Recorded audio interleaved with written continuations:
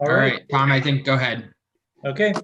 We're going to call this meeting to order. Smithville Village Council, roll call. Allen, Here. Haas, Heicher, Here. Mullins, Here. Reed, Here. Thorne, Here. Okay. You should have received a copy of the previous meeting's minutes. If you've had the opportunity to review those, I'd entertain a motion and a second to approve those.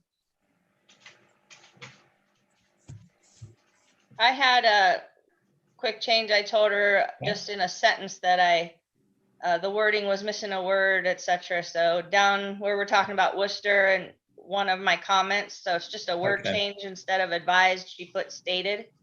I think it was missing a word in there. So I motion to approve the minutes. What was the date on that? Is it the 5th? of the January 5th meeting. January 5th minutes as corrected. Second. Okay. We have motion to second to approve the minutes as corrected. Any The questions? second, I'm sorry. It was Joe. Thank you, Joe. It was as corrected.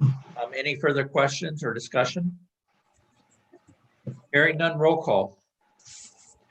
Allen, Yes. Haas, Heicher, Yes. Mullins, Yes. Reed, Yes. Thorne, Yes. And I see Matt Haas shows up as a participant, but Mhm. I don't know whether to re-invite him. Am I the only one that can see him? no, I can see him. I see him. I see him twice now.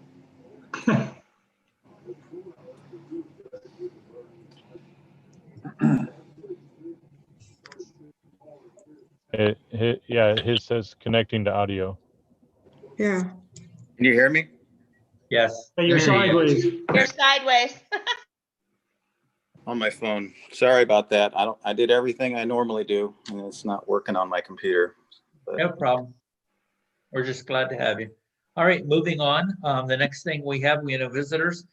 We do have the police chief with us this evening, and you should have received your December 2020 police report, as well as he did put in your boxes, but we did email a copy out to each of you, the year-end report as well for 2020. So I'll turn it over to the chief. Good evening, everyone. Couple of items of interest this evening. Beginning with, we did have a new young man come in and apply for the position of part-time police officer. His name is Justin Jacobs, and we have begun his selection process to see if he's someone we'll be able to bring aboard with us. He is currently a police officer with another department, so he is OPATA certified. And like I said, we're going to be working our way through the steps of his process to see if he's someone we can bring on board. If so, you'll see him at a future meeting when I can recommend him to actually be appointed. The December report everyone should have, and typically we've not been, or I've not been submitting those for approval, so I did not bring a copy of that home with me. But I do have a copy of the 2020 annual report. And this is not quite as elaborate as we typically see. A lot of times in the past, I've put this up on PowerPoint, and it has a few more graphs and charts and things with it. But the state of Ohio has recently changed our report software that we use. And the new version, if it produces those charts and graphs and things that I've used in the past, I haven't figured out how to do it yet. That just went live on, I think, the 4th of this month. And we're still having some issues with that. So hopefully in the future, maybe by 2021, I'll have that thing all figured out and I can put all the nice graphs and everything back in there. But just looking over the 2020 report, we see the effects of the pandemic reflected on almost every page.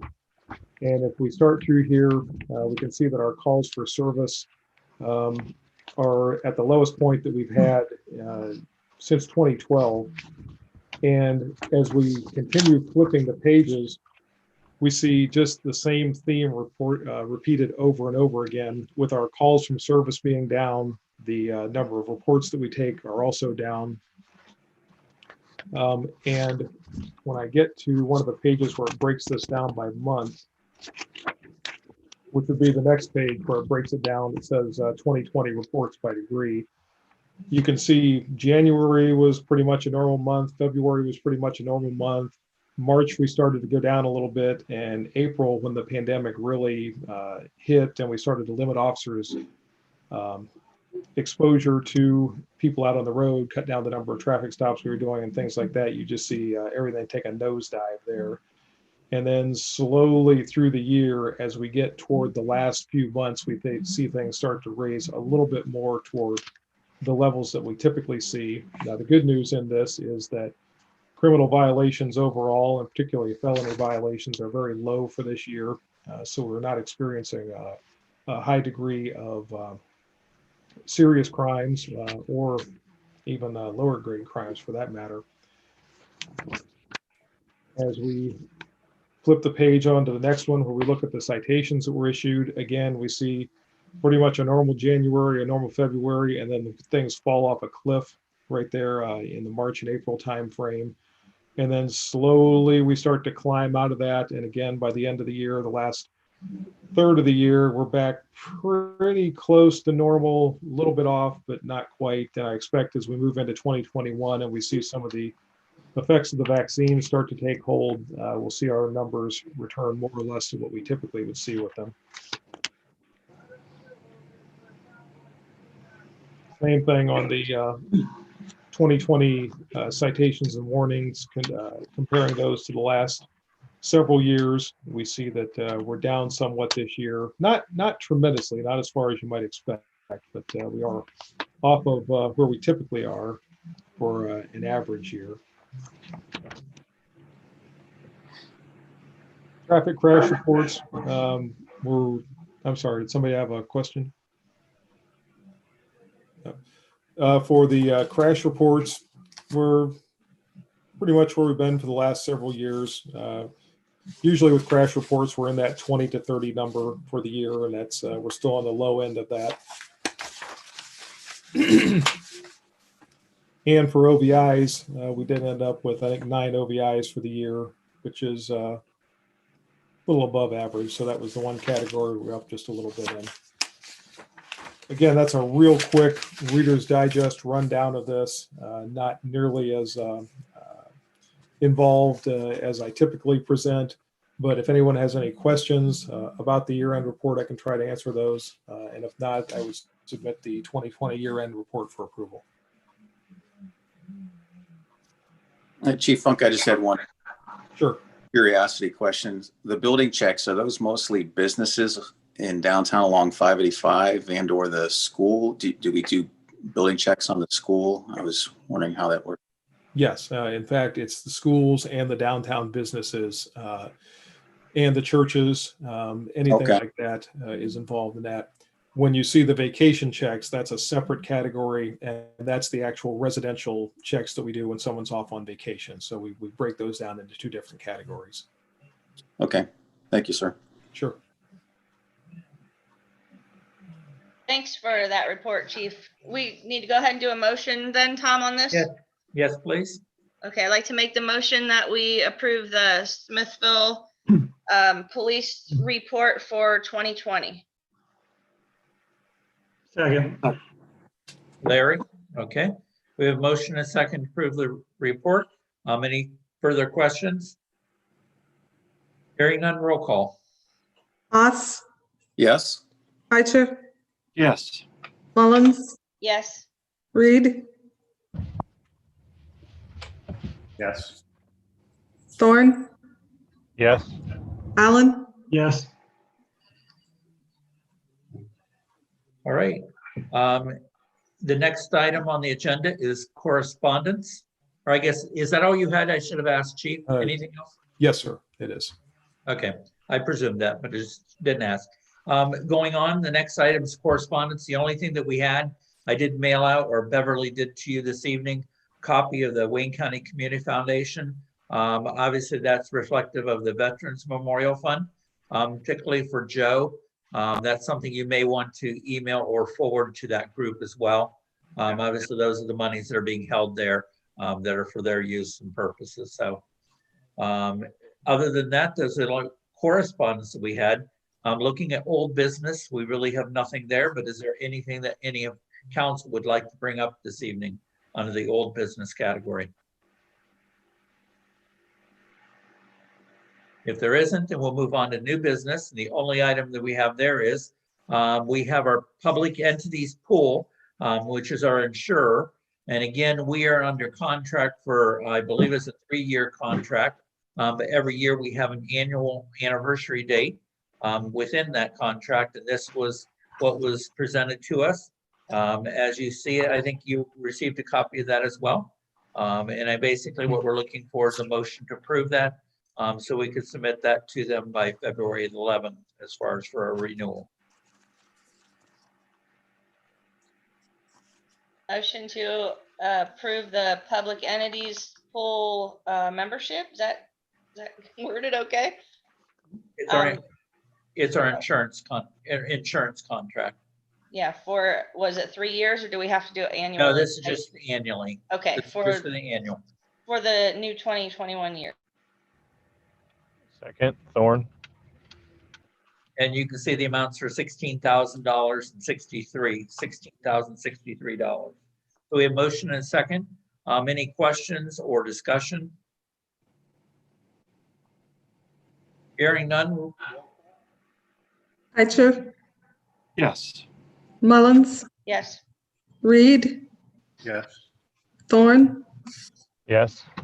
Allen, Yes. Haas, Yes. Okay. Is there anything else that council needs to bring up under new business this evening? Mayor, just one question in regard to the insurance. It looks like this is liability insurance only.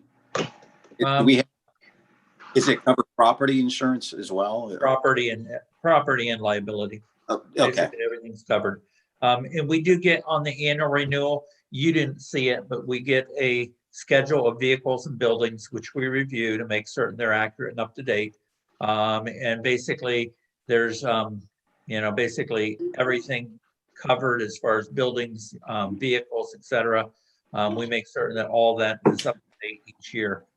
Then also what they will do is before our renewal, as far as on our contract, they do basically send someone out that will kind of review the village and look for liability issues that they may perceive. And then the last time there were a number of things that we did. Some of them were physical in nature, some were policy in nature, updating policies of that type of thing, basically to make ourselves, less risk or less liability. So, Yeah, thank you.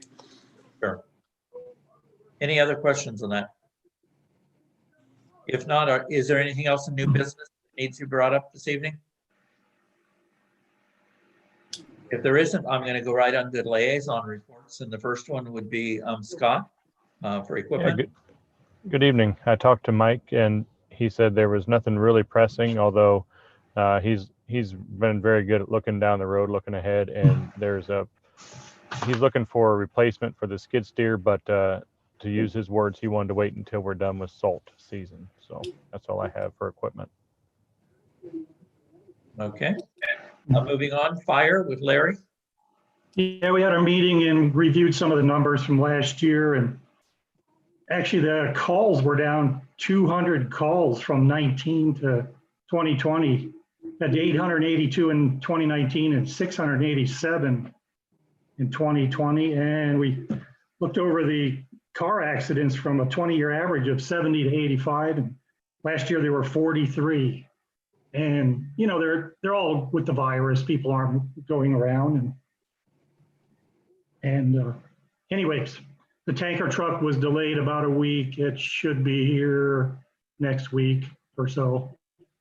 And I don't know, maybe in the spring they'll drive it around. They usually drive it around the neighborhoods just to show it off, but we'll see. That's it. Okay. Moving on then, Veterans Memorial, Joe. I've got nothing new for Veterans Memorial. Okay. Then next would be Matt with Parks and Trees. Just an FYI, I met with one of our park board members, Wayne Morgret, past weekend to just kind of brainstorm how to move forward with the information we received from Jennifer at CT Consultants. We had that meeting prior to the holidays last year with her. And essentially, we're going to be providing information to our park board members to look over. And we're going to start by developing a survey for the public regarding future park improvements and get their thoughts on that. And that will help inform on revising our master plan. And we both felt it would be important as well to have a formal written master plan moving forward with the park that we'll be able to use moving forward now, but also that will be available for folks in the future on council and the park board.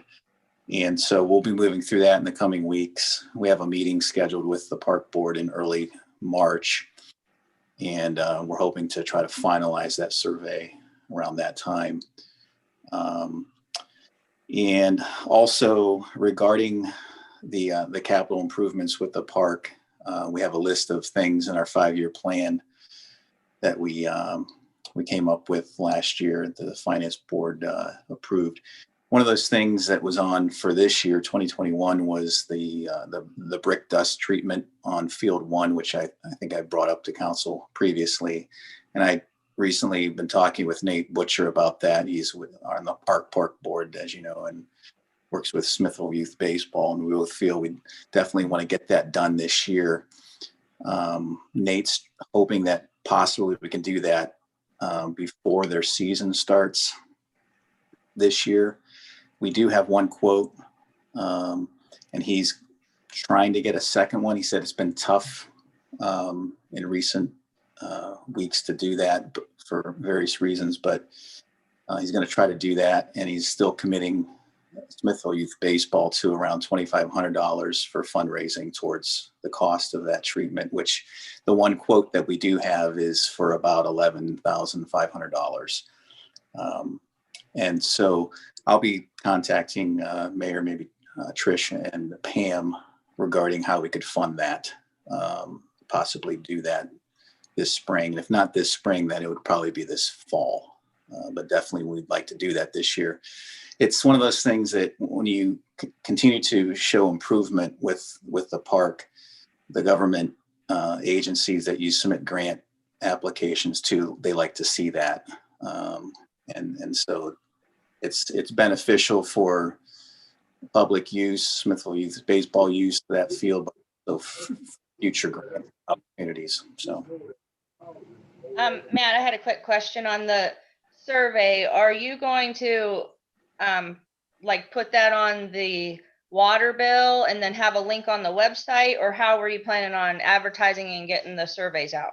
Multiple ways, Tricia. So Wayne and I thought, let's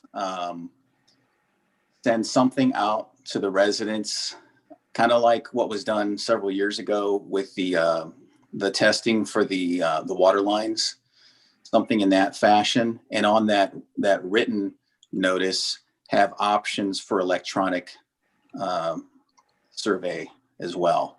Have a website. I think the village has a Facebook site that they could fill it out there. I think the more options you give folks, the better opportunity for higher return on filling out the survey there will be. So is exactly how that's going to look. That will be the responsibility of the park board to come up with all of that. I'll keep informing council on progress as we go along in the coming weeks and months. So okay, and just a thought, because we're having so much trouble with the U.S. mail, that's kind of why I was asking if you were going to head toward the electronic version, because I mean, as you know, it's all over the place, but the mail is not not working out right now. I don't know No. when you're putting the survey out, but it's something to think about that a lot of people would probably rather, and with COVID, just do it online. So Exactly. that's why I wanted to Yeah. check. Yep, that's exactly where we're heading to. So Thank you. Thank- that's it. All right, any other questions for Matt? All right, then moving on, we'll go on to streets and sidewalks with John. Thanks. Just a quick, I'm just starting to get organized to, along with the mayor, looking at engineering firms for the Fair Lawn sidewalk project. We already set up a meeting this Monday to set up a line of questions for any engineering firms who will interview with us for this, for the job. So that's it. Okay, any questions for John? Hearing none, then Trish, is there anything that you have relative to finance or personnel? Not at this time. Nope. Thank you. All right. If we're done with liaison reports, I have a few things on the mayor's report.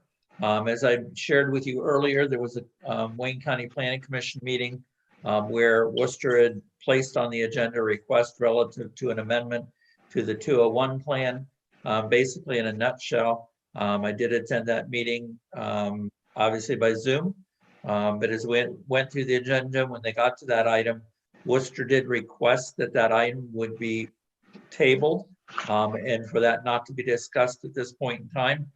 So basically that request was tabled. So until it's brought back off the table at a future meeting, obviously there's nothing happening in that area. Though I did meet with Joe. I'd reached out to Joe, and Joe graciously was willing to get involved in this area. And again, to Worcester, prior to that meeting, had extended another extension wanting to have a conversation with us. So after speaking with Joe, I will include him in this dialogue along with myself, with Worcester, and we will be reaching out and extending to them some options of some times that we would consider sitting down and having a discussion. Of course, as you're aware, there are two conditions that we've kind of laid out there for them, for us to even consider this. And again, too, we will be basically making that part of the, obviously the conditions in which for us to have a substantial discussion concerning the matter. So again, I appreciate Joe's willingness to step up and to be involved in this as well. But I will continue to keep you folks informed as that process continues. So the other thing would be the sewer plant. On Sunday, we lost power at the sewer plant. I think I alluded to you folks after our walkthrough at the sewer plant. I think it was last fall with Tom Abraham from AgriSludge. The original panel that's in the original portion of the sewer plant is so old and antiquated, we are having continuing issues with it. Also, too, some of the old original wiring, a lot of the coating or covering is worn away, which is obviously an issue as well. But over the weekend, we lost power on Sunday. They were able to get the breaker eventually back on that was stopping, obviously, the plant from having power. But then Monday morning, they had power, but then they lost power again. And they were unable to get that breaker, obviously, back on to have power at the plant. So subsequently, Tom got a hold of me. And obviously, we were contacting an electrician to come in, see what he can do to address that, immediate situation, which they did. But again, we had a little more discussion. I encouraged Tom to be able to get together some quotes. This is not going to be a cheap project, but it is something that we really need to be looking at. He's going to try to get some numbers together for us. Plus, he's going to try to assist us in looking for some funding solutions as well. But again, I think that's something eventually down the road we're going to need to move forward with, simply from the standpoint that we continually be, having to call in electrician and costing us money, on a regular basis. So what we'd like to do is obviously address it long term. The other things that BPA approved that's going to be improved, one of the EQ basins down at the plant, the panel for electrical panel is going to be replaced because again, it is basically eroded quite a bit because it's out in the weather. Also, the pumps that are in that EQ basin are going to be pulled and either replaced or repaired, whatever is necessary. So that improvement's being done, as well as we are replacing another panel, electrical and control panel, which is called the Muffin Monster panel. And that controls the auger that basically separates out the large, items that come through our sewer plant. And again, that we have had issues with and are unable to find parts for. So they did approve the replacement of that as well. And if I recall, that was like $12,000. So they are making improvements on the things that we see necessary at the sewer plant in regards to those ongoing maintenance issues. The last thing that I will also report is that we are moving forward and trying to really push forward more rapidly the online utility payment options.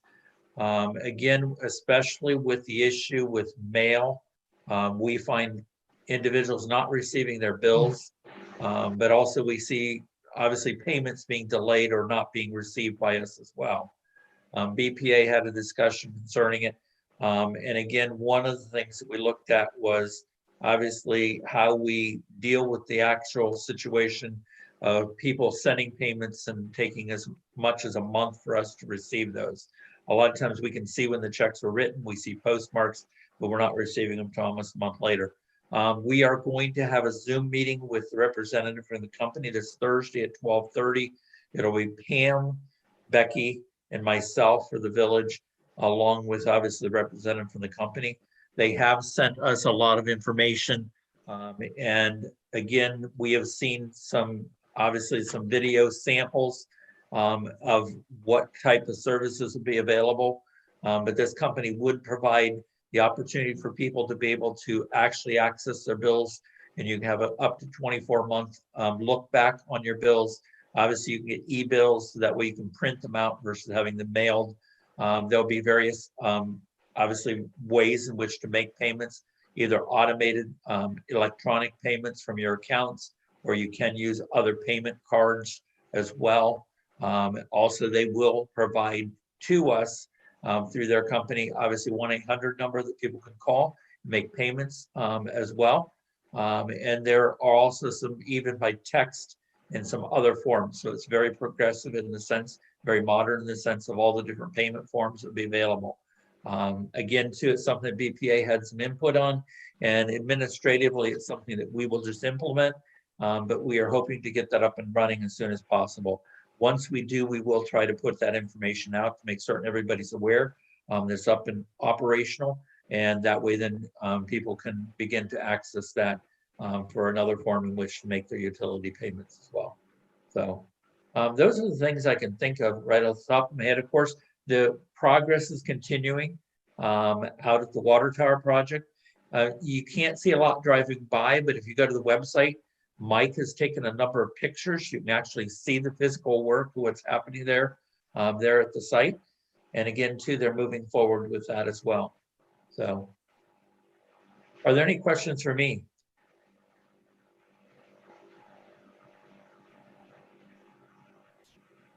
If there aren't any, I think we have a number of lists of bills for this evening. So I would entertain a motion for payment of the bills as presented. A motion to pay the bills in the amount of $35,814.38. Second. Okay, we have motion second pay bills. Any questions? Hearing none, roll call. Mullins, Yes. Reed, Yes. Thorne, Yes. Allen, Yes. Haas, Yes. Eicher, Yes. All right.